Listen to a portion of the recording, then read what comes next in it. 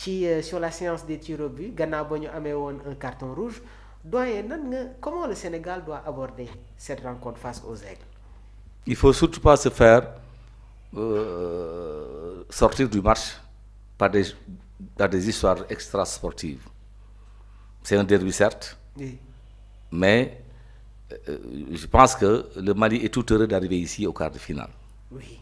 De façon intrinsèque, en étudiant les équipes au niveau de tous les secteurs de jeu, nous avons les possibilités réelles de battre le Mali. Mais un match de football n'est jamais gagné d'avance, oui. Et c'est la réalité du moment sur le terrain qui va faire la différence. Pour moi, ils vont venir, l'esprit derby c'est sûr, mais il ne faut pas que cela nous emporte. La provocation, des façons de faire des fautes, de l'impact physique, ainsi de suite. Mais nous avons les éléments de réponse pour contester tout cela. D'accord. C'est garder notre lucidité, oui. Avec l'état d'esprit qui nous anime, c'est-à-dire que moi j'ai dit, et je veux le répéter partout, que par rapport à ce que nous voulons, c'est-à-dire gagner le trophée, il faut qu'on soit mentalement incassable, déterminé et engagé à aller au bout. Parce que si tu veux gagner une Coupe d'Afrique, l'adversaire tu ne le choisis pas. D'autant adversaire. Tu ne choisis pas d'adversaire. Tu te donnes des moyens de gagner. Et pour gagner ce genre de compétition, et pour gagner maintenant cette compétition, aujourd'hui, moi je pense que pour le Mali, oui. il y a des possibilités réelles de faire la différence. Il y a une possibilité réelle. Les possibilités réelles, c'est que notre attaque wow. et notre milieu de terrain doivent jouer beaucoup plus vite. C'est-à-dire qu'il ne faut pas confondre la patience et la lenteur. La patience, c'est la constance dans les efforts à faire, dans la répétition de ce que nous savons faire aux entraînements et dans un match de football, mais qui n'a rien à voir avec la transmission rapide et la rapidité d'exécution. Donc aujourd'hui, la défense malienne a une certaine lenteur. C'est de grands. Oui, très athlétiques, si athlétiques, oui. Mais qui ont des difficultés d'équilibre quand on joue vite et quand on les contourne. Donc s'ils se retrouvent avec des excentrés qui ont des centres de gravité bas, mais le problème, oui. Il faut que la balle arrive plus vite dans la zone d'élaboration ou dans la zone de finition. Qu'on ne perde pas de temps dans la phase d'organisation où c'est des passes entre défenseurs, entre gardiens, défenseurs, pour perdre. Non, ça.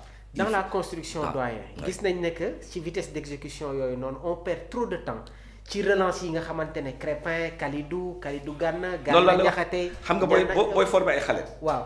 Chrono en main, tu leur dis top. Je veux que à la deuxième passe ou la troisième qu'on soit dans tel secteur de jeu. C'est vrai. Loolu ay calcul la.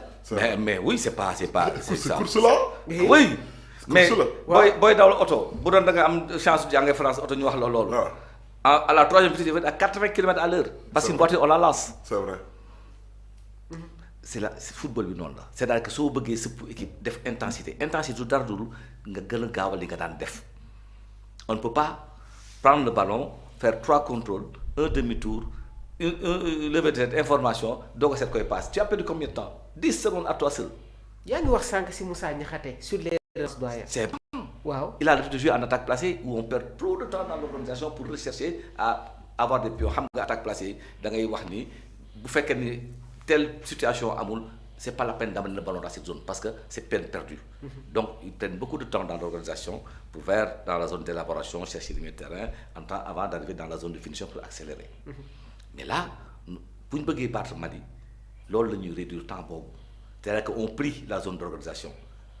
Ben, ñaareel bi que nos milieux de terrain ne viennent pas prendre la balle. C'est-à-dire que tu quittes ici pour venir prendre ici, tu comprimes notre espace de jeu.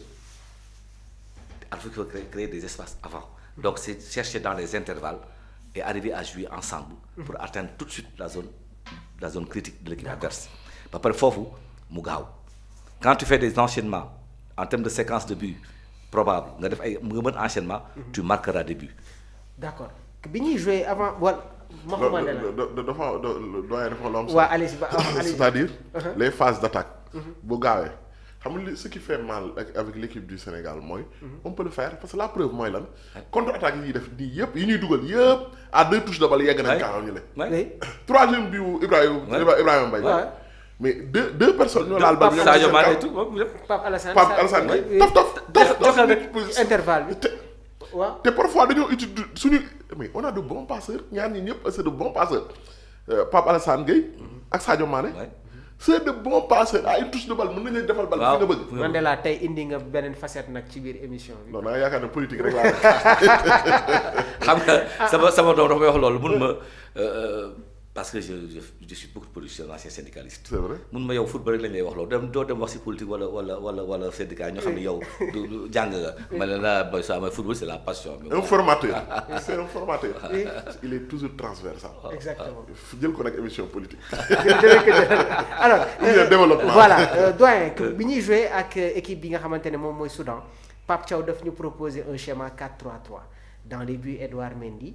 La suspension de Kalidou Koulibaly remplacé par Abdoulaye Seck moom moo formé la charnière centrale ak Moussa Niakhaté Ismaïla Jakobs comme arrière gauche Crépin Diatta arrière droite Idrissa Gana Gueye sentinelle Habib Diarra Pape Alassane Gueye un trio d'attaque composé de Sadio Mané Ismaïla Sarr ak Nicolas Jackson nan nga gisee boobu le schéma est-ce que Pape Bouna Thiaw dafa war a démarrer sur ces mêmes bases face à cette équipe du Mali. maanaam Sénégalais yi dama leen bien parler de tactique. Oui. Et de stratégie. Mais man gisuma li nga gis. Moi j'ai vu plutôt dans le développement un 4-1-4-1. 4-1-4-1. Il a recompartimenté le milieu de terrain en 2 lignes. En laissant Gana seul devant la défense. Wow. En mettant les 4 autres. C'est-à-dire que ceux qui sont censés jouer excentrés jouent pratiquement milieu de terrain avec Habib et Papri. C'est-à-dire que les 5 couloirs sont occupés de façon dense et dynamique. Si ça marche, on étouffe l'équipe adverse, mais il faut un resserrement conséquent des lignes. Ce qui a manqué. 4-1-4-1. Il faut revoir les matchs et fixer les images. Vous verrez que c'est lisible. 4-1-4-1. 4-1-4-1. C'est fois que vous... C'est vrai. Il faudra regarder. Donc, loolu facette boo xamante ni man jàpp naa ne Pape Thiaw. pour ko am xam-xam la ci football. ku am xam-xam la. S'il va au bout de ses idées. Oui. Kenn du critiquer daraam. Mais j'ai comme l'impression que. parce que man waaw j'ai l'impression que parfois il se laisse influencer par un avis ou un autre. Mais ni mu ñu tàmmaloon di ko def ba tax muy dem Coupe d'Afrique indi 10 attaquants am na lu nekk ci ginnaaw boppam mënoo jël ay 10 attaquants comme ça te amoo xalaat loo ci xalaat. am na lu mu ci xalaat. am na lu mu ci xalaat. Donc loolu na dem au bout de ses convictions. Parce que maintenant on est dans des matchs à coups près. Oui. Parce que faut pas avoir de regrets naan pourtant man di laa xalaat loolu mais kii moom mooy wax defal lii loolu bu mu la dal. Un entraîneur c'est des prises de décision rapides et sûres. Mais doyen man la question que je voudrais vous poser mooy vu que ne on va avoir et c'est loolu c'est un secret de polichinelle le Mali va se regrouper derrière.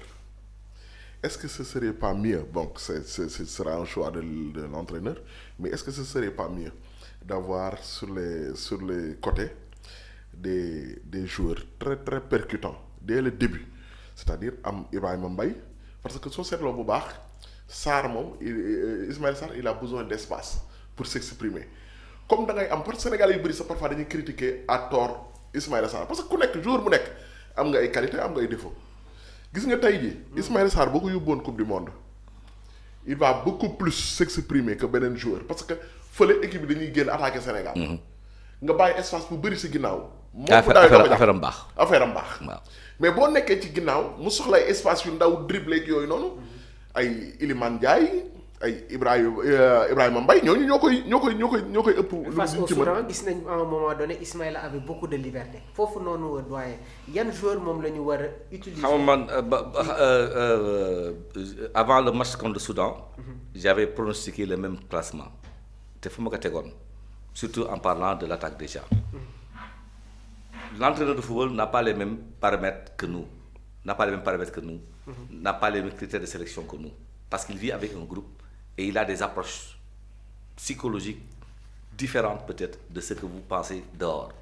Et j'avais dit à l'époque à un journaliste, si je suis Pape Thiaw, je n'enterre pas Ismaïla Sarr, je le réhabilite et je le mets partant.